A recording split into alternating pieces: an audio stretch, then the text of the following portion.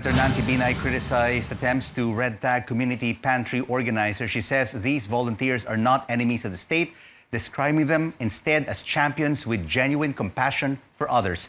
Let's now go above and beyond the headlines with Senator Nancy Binay. Senator, thank you so much for joining us on Newsnight. Well, the community pantries are back, hopefully for good, with no more red tagging, securing permits, and filling out these information sheets.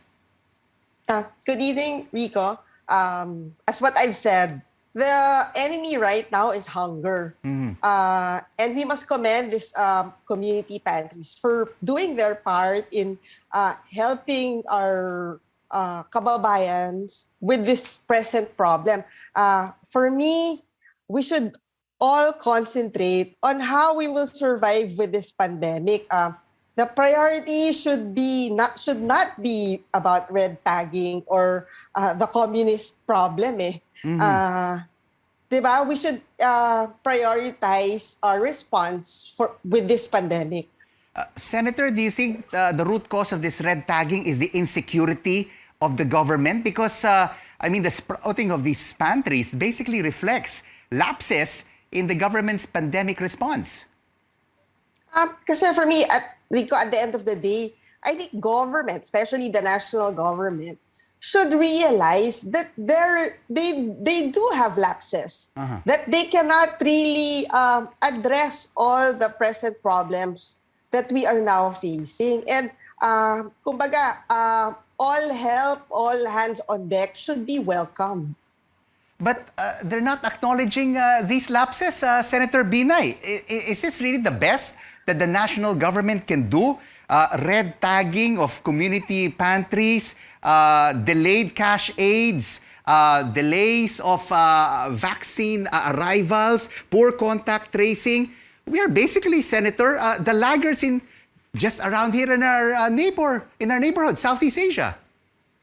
That's it, Rico. I think the mere fact that we are not acknowledging the problem is the reason why we are here right now with the biggest number of COVID cases in Southeast Asia, because we are not acknowledging that we do have a big problem right now. There was a tendency to always put down or not emphasize on the problem, which I think for me was the main reason why the surge happened. Because they were always trying to play it down and not really asking or telling the people that we are here right now and we all need to do our part in solving this problem. That's right. Basically acknowledging that they have some shortcomings. The national government should, I think, bring the people even closer together and work together. But there seems to be this blame game. Do not politicize the issue. Do not politicize the issue. Do not blame this person or don't. But they're not getting to the root of the issue, which is that they have their own mistakes. The national government. And Rico, they should also realize that this is not a competition. This is not about who can help more or who can help better. It's about all of us helping each other at this point.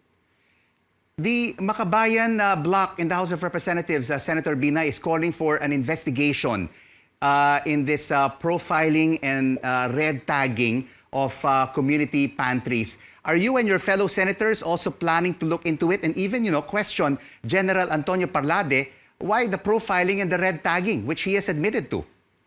That is an option that we can do in the Senate. But, right now for me, Rico, budget season is coming. I will really make sure that we'll be addressing the budget for NTF-LCAC. Maybe it's high time that we really review their budget. Thank you so much for your insights and for joining us on Newsnight, Senator Nancy Binay.